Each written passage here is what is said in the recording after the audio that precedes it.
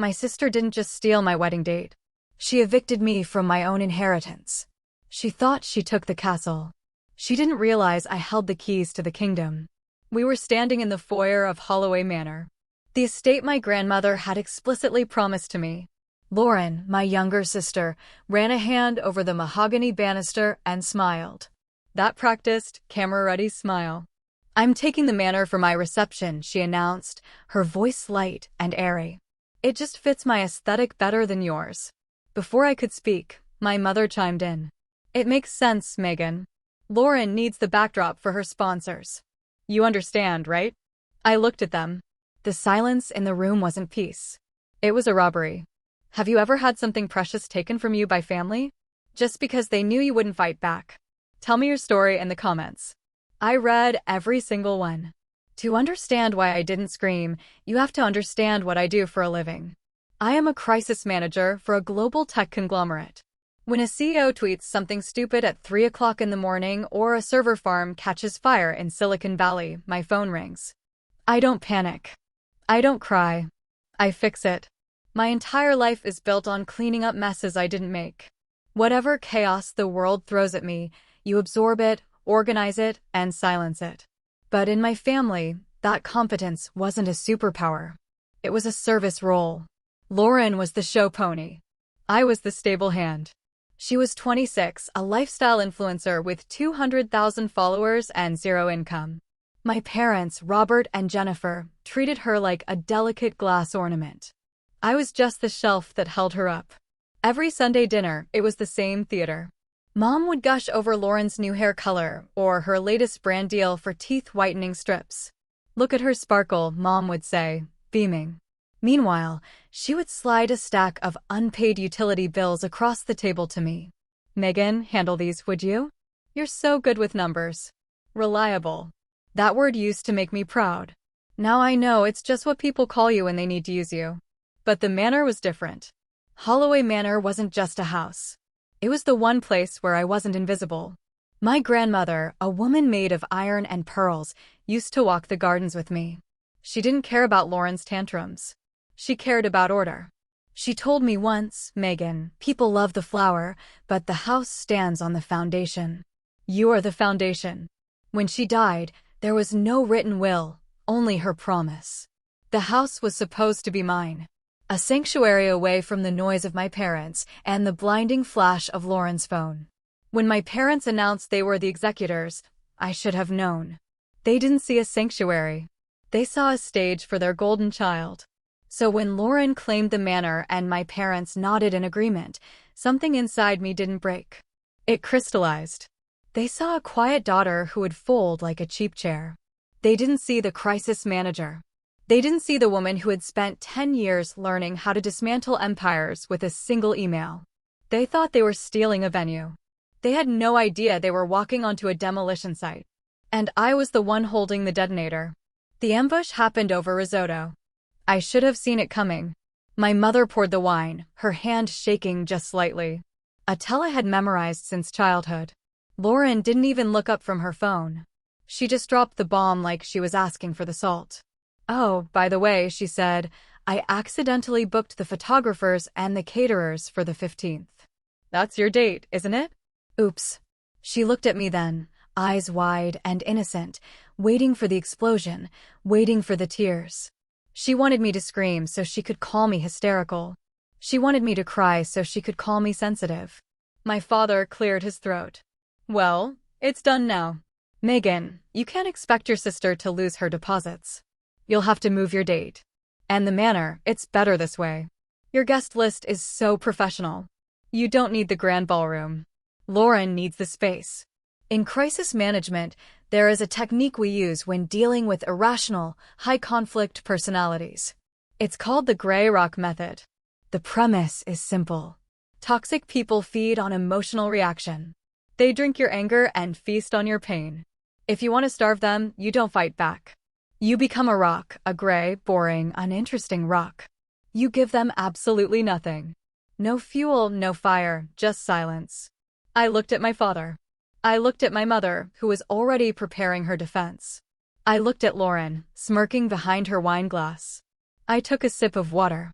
My pulse didn't even jump. I felt a cold, clinical detachment wash over me. They wanted a fight. I wasn't going to give them one. I was going to give them a funeral. Okay, I said. The word hung in the air, heavy and flat. Lauren blinked. What?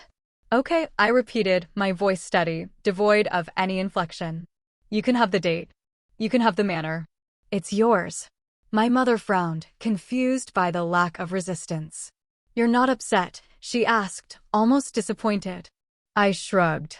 It's just a venue. If Lauren needs it that badly, she should take it. I cut a piece of mushroom on my plate and ate it. The silence that followed was suffocating. They didn't know what to do. They had prepared for a battle, sharpened their knives, rehearsed their guilt trips, and I had just walked away from the war. I finished my dinner, wiped my mouth, and stood up. I have to work early, I said. Send me the transfer paperwork for the venue. I'll sign it over in the morning. I walked out of that house and didn't look back. I drove for 20 minutes, not to my apartment, but to the edge of the city where the skyline met the stars. Joshua was waiting for me. He was standing in front of a skeleton of steel and glass, his breath forming clouds in the cold air. This was his masterpiece. The Glass Conservatory. It wasn't finished yet, but the bones were there. It was soaring, transparent, modern. It was everything Holloway Manor was not. The manor was dark wood, velvet, and secrets hidden in the walls. This place was light. It was truth. Joshua saw my face and stiffened. They took it. Didn't they? He asked, his voice tight with anger. I nodded. He kicked a piece of gravel, furious. I'm going back there. I'm going to tell them. No, I interrupted. He looked at me, surprised by my calm. I don't want the manor, Joshua. I looked up at the glass structure rising into the night sky. I realized something tonight. That house is full of dust. It's full of ghosts who don't love me. Why was I fighting so hard to be the queen of a graveyard? I took his hand. I don't want their history. I want our future. I want to get married here. Joshua looked at the construction site. Then back at me. Here? But it's transparent, Megan. Exactly, I said. No secrets, no shadows, just us and the truth. And the guest list, he asked. I smiled, and it was the first genuine smile I had felt in weeks. Oh, the guest list is changing. They wanted the manor. They can have it. But they forgot one thing. A venue is just a building. A wedding is about the people. And the people who matter, the people who hold the power, they don't follow my parents. They follow me. I'm not just changing the location, Joshua. I'm changing the game. The next morning, I didn't cry. I didn't negotiate. I walked into my office at 7 in the morning. The city below me still waking up in a haze of gray fog. My assistant tried to hand me a coffee and a sympathetic look. She knew about the venue drama, but I waved it away.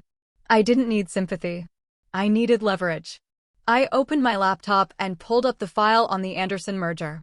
Mr. Anderson, the billionaire founder of the tech giant I represented, was trying to close a $50 million acquisition of a rival AI firm. It was the biggest deal of the decade, and the press was circling him like sharks. He needed a place to sign the papers where no reporters would think to look, a place that was secure, private, and completely off the radar. I picked up the phone. Mr. Anderson picked up on the second ring. Megan, he said, his voice gravelly with stress. Tell me you found a secure location. The press is camped out at my estate. I leaned back in my chair, spinning a pen between my fingers. I did better than that. See, I found you a ghost event. Silence on the other end. Explain. I took a breath. My wedding, I said. It's taking place at the New Glass Conservatory. It's private property. Construction zone. Clearance only. No press, no leaks. The guest list is airtight. We can disguise the signing ceremony as a toast during the reception. You get your merger. I get my security detail. There was a long pause. Then I heard a low chuckle. You're turning your own wedding into a corporate black ops site, he asked, impressed. I smiled at my reflection in the monitor. I'm maximizing assets. So, do we have a deal? We have a deal, he said. Make it happen. I hung up and cracked my knuckles. The deal was done.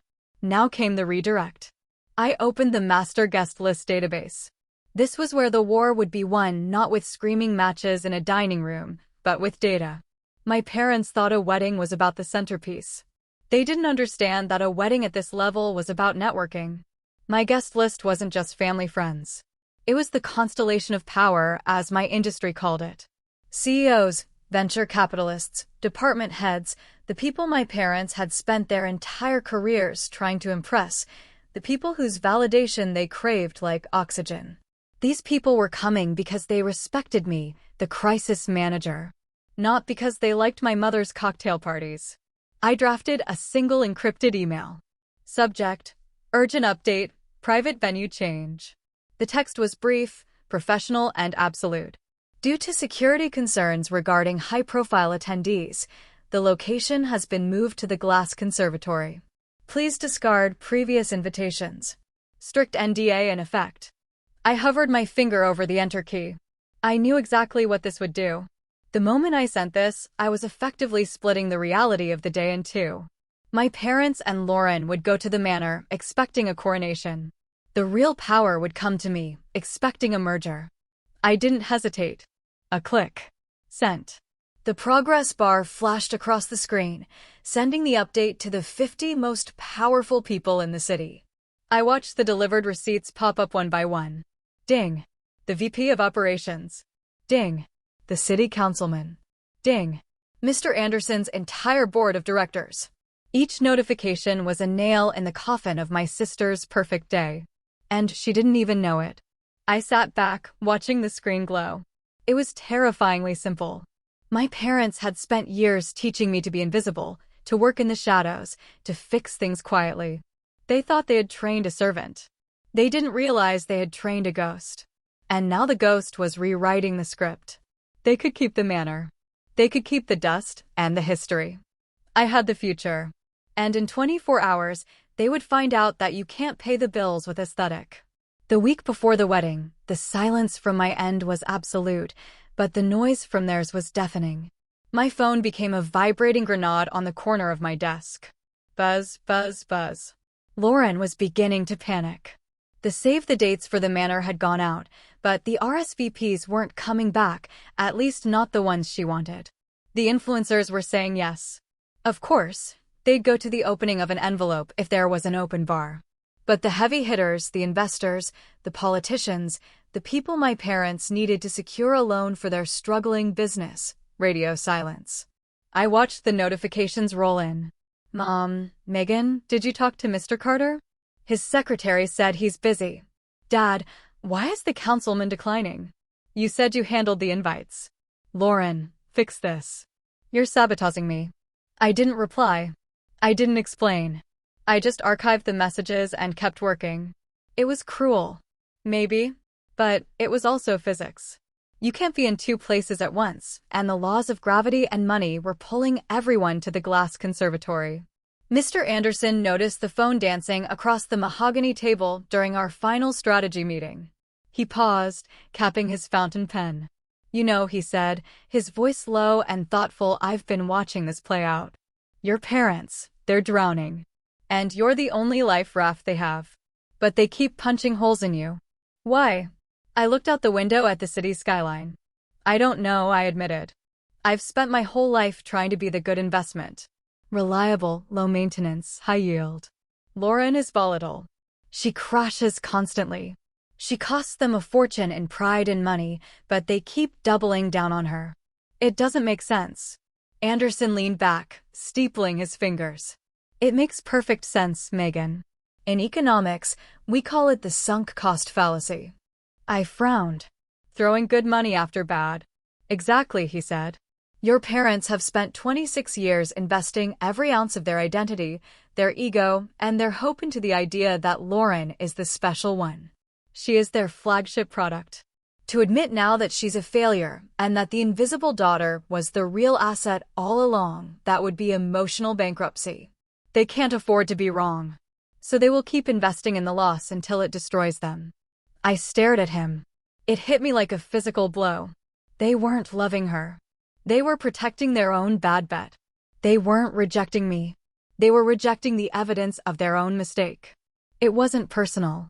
It was just bad business. The phone buzzed again. Mom calling for the first time in my life. I didn't feel the urge to answer. I didn't feel the need to fix it, to suit them, to find the councilman and beg him to go to the manor just to make my mother smile. I looked at the screen glowing with the demand for my attention. I thought about the glass conservatory waiting for me in the light. I thought about Joshua. I thought about the $50 million merger that was about to happen because I was competent, not because I was special. I'm done auditing their books, I said softly. Anderson smiled, a shark-like grin of approval. Good. Cut the line. I picked up the phone. I didn't answer. I tapped the settings icon. I scrolled down to the contact list. Mom. Dad. Lauren. One by one. I pressed the red text at the bottom of the screen. Block color. Block color. Block color. The phone stopped vibrating. The silence that followed wasn't empty. It was heavy. It was the sound of a bridge collapsing into the sea. And for the first time, I wasn't standing on it. I was safe on the other side. I put the phone down. So I said, turning back to the merger file.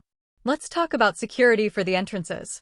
The wedding day arrived like a split screen in a disaster movie. On one side of town, at Holloway Manor, the air was thick with dust and desperation.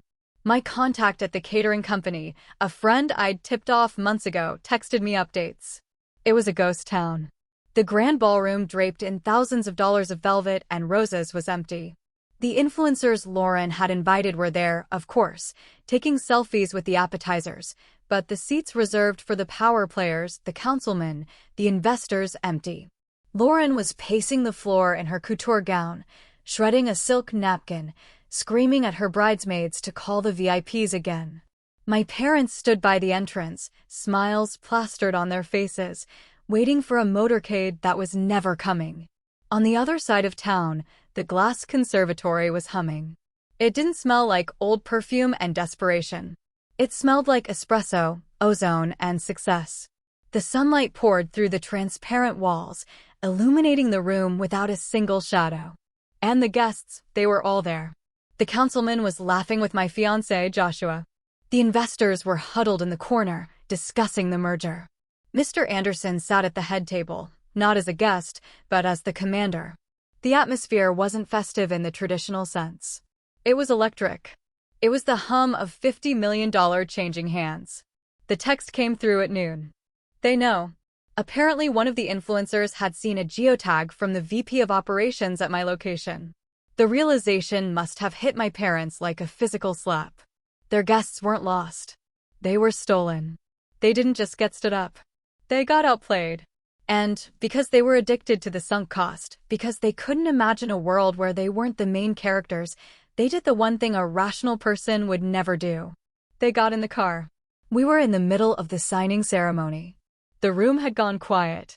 A respectful, heavy silence as Mr. Anderson uncapped his pen. The merger documents lay on the glass table between us. The culmination of 6 months of my life's work. I was standing beside him, holding the witness binder. The mood was sacred. It was the silence of history being made. And then the glass doors at the far end of the conservatory didn't just open. They exploded inward. Lauren marched in first. Her white dress trailing dirt from the construction entrance. Her face twisted into a mask of fury. My parents flanked her like bodyguards for a fallen regime. The sound of their intrusion was jarring, heels clacking aggressively on the polished concrete. Heavy breathing. The sheer noise of their entitlement shattering the peace. Megan! Lauren shrieked. Her voice cracked, echoing off the glass walls. It was a terrible, shrill sound that made the CEOs wince. You stole them. These are my guests. You stole my wedding. 200 eyes turned. 50 powerful people just stared at my family the way you'd look at a drunk shouting on a subway. My father tried to bark orders, accusing me of sabotaging Lauren and demanding everyone return to the manor.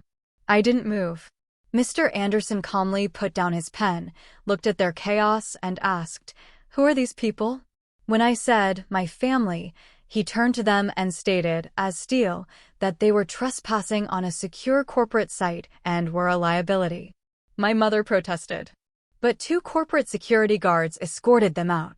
No gentleness, no second chances. They looked to me to rescue them. And for the first time in my life, I stayed silent. When the doors closed, Anderson apologized for the noise, and we continued the $50 million signing. The next morning, the city felt clean. My phone, usually buzzing with their crises, was silent. For the first time in 29 years, the anxiety was gone, replaced by something steadier: ownership. I knew what exile looked like in my industry. Overnight, the REITs became a cautionary tale: volatile, untrustworthy, radioactive, without the connections I'd provided. Their precious manor was just an overpriced shell. I sipped my coffee and imagined them sitting in that dim dining room, stunned, panicking, realizing the fixer wasn't coming. But I had finally learned the truth. Real boundaries aren't loud. They're distant. Power isn't winning the argument. It's refusing to show up for it. In the window reflection, I didn't look like their scapegoat anymore.